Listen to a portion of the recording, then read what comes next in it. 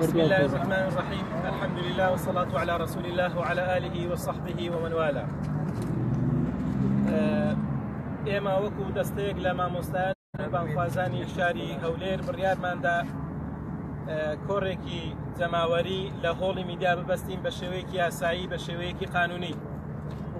بۆ ئەو مەبەستەش ئێمە هەستین ڕەزامەندیمان وەرگرت لە بەڕێز خالید دۆچکی وەزیری ڕۆشنبیری و لاوان و لە پاشان هەموو ئیجراعاتە یاساییەکانمان بە شێوەیەکی تەواو بڕیاردا تا کار گەیشتە ئەوەی ڕوخسەتی ئاساییشیشمان وەرگرت.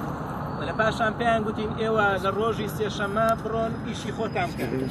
بەڵام لە دوای ئەوەی چەند کاتژمێرێک پێشی ئەوەی کە ئێمە دەست بکەین بە ئاهەنگەکەمان ڕێگایان لێگرتین و دەرگای هۆڵەکەیان داخست، گوتیان ئێمە ڕێگە بە ئێوە نادەین بە هیچ شێوەیەک ئەو کار و چاراشی لێرە ئەنجام بدەن. دیارە عینوانی کۆڕەکەمان بە ناونیشانی مەزلومیەتی گەلی کورد و فەڵەستین وە قودسیش وەکو نمونە لە ئێستادا وەکو گەلی کورد هەڵوێستێک بەرامبەر بەو قەزەیە دەرببڕین.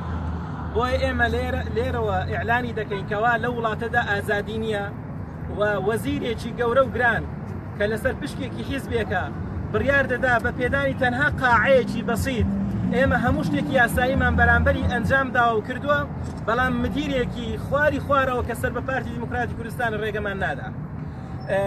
بۆیە لێرە جارێکی دیکە ئیعلانی دەکەین ئەو وڵاتە ئازادی تێدا نییە، ئازادی تەنها بۆ هی خۆیانە.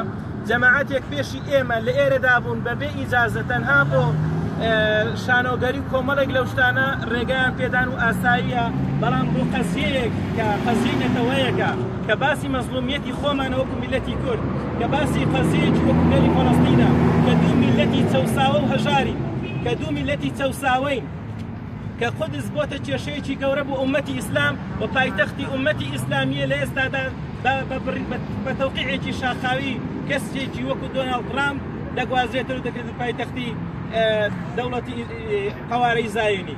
بۆیە بەڕێزان ئێمە سەرڕای ئەوەی کە ئیدانەی ئەو کارە نامەسئولانە دەکەین کە لەلایەن چەند کەسێکەوە ئەنجام درا بۆی ڕێگە لەوە گیرا و ڕێگەیان لە جەماوەرگر ناهێر خەڵک بێت حتا لێرە کۆک بێتەوە ئەوەی هاتۆ بەڕێیان کردو ئەوەی هاتووە ناردویانەوە تاوەکو کۆبوونەوەیکی جەماوەری گەورە دروست نەبێت. بەڵام پێیان دەڵین لێرەوە ئەو ڕۆژەی ئێوە لی دەترسێن هەردێ، چونکن ئێوە مادام ڕابردووتان ئەوە پیس بێ و بەو شێوەیە بن لە 4-5 کەس بترسن لە کاتێکا لە قاعەیەکی ڕسمی بە شێوەیەکی یاسایی کار دەکا، بەتەکید ئەو کورسی هەر لە دەست دەدەن، چونکن ئەوە نەتیجەی گەندەڵی 26 ساڵی حکومڕانی ئێوەیە. بە ناوی ئەو مامۆستا بەڕێزانە و هەموو لایەک ئێمە ئەو بەیاننامە دەخوێنینەوە بە ئومێدی ئەوەی ئێوەش لێمان وەربگرن و بۆمان بگوازنەوە. زۆر سپاستان دەکەین. بسم الله الرحمن الرحيم. سبحان الذي أسرى بعبده ليلا من المسجد الحرام إلى المسجد الأقصى الذي باركنا حوله لنريه من آياتنا إنه هو السميع البصير. تشجيرين وكاني صلاح الدين بو قدسي بيروس دیارە ئێمە وەک مسلمان بەردەوام لە هەوڵی ئەوەداین پێکەوەشیان و یەکتر قبولکردن و ئاشتی و ئاسایش بۆ تەواوی مرۆڤایەتی دابین بکرێت. بێگومان مێژوو شاهیدی ئەوە دەدات کە مسلمانان حاکم بوون بە درێژایی 13 سەدا سەرجەم مرۆڤایەتی لە ژیانێکی ئارام و ئاسوودەدا دەژیان. تەنانەت گەلی جوولەکە لە هەموو دنیا دەرکران تەنها لە نێو مسلمانان خۆشترین ژیانیان بەسەر برد. بەداخەوە ئێستا لە جیاتی باداش بڕیاری گواستنەوەی قودسی پیرۆز دەدرێت بۆ پایتەختی جوولە قەوارەی زایونی ئیسرائیل. بێگومان ئەم بڕیارە خزمەت بە ئاشتی و پێکەوەژیان ناکات. بۆی ئێمە وەک نەوەکانی سەلاح الدینی ئەیوبی لە هەرێمی کوردستانەوە گەلێکی هاوشێوەی گەلی قودستەمان لێکراوە لەلایەن ڕژێمێک لە دوای ڕژێمە یەک لە دوای یەکانی حکومەتی ناوەندی. بۆیە پشتگیری خۆمان دوو پات دەکەینەوە بۆ جێڕانەوەی قودسی پیرۆز وەک پایتەختی وڵاتی مسلمانان، بە تایبەتی بە تەواوەتی بڕیاری سەرۆکی ئەمریکا ڕەت دەکەینەوە بە بڕیارێکی داگیرکەرانەی دەزانین، هەروەها پێچەوانەی سەرجەم ئاینە ئاسمانی و یاسانی و دەوڵەتی و مافەکانی مرۆڤە و هەروەها بە تەواوەتی پێچەوانەیە لەگەڵ پێکەوەژیان قودس وەک شوێنێکی پیرۆز و قیبلەی یەکەمی مسلمانان، شوێنی زۆرینەی پێغەمبەران هەر بە پیرۆزی دەمێنێتەوە. هیوادارین دنیا لە ئاست ئەو پێشێلکاریە بێدەنگ نەبێت ئەم بڕیارە بە زووترین کات هەڵبۆشێتەوە. دەستەیەک لە مامۆستایانی ئاینی و بانخوازانی شاری هەولێر. تەکبیر! الله ئەکبەر! الله ئەکبەر!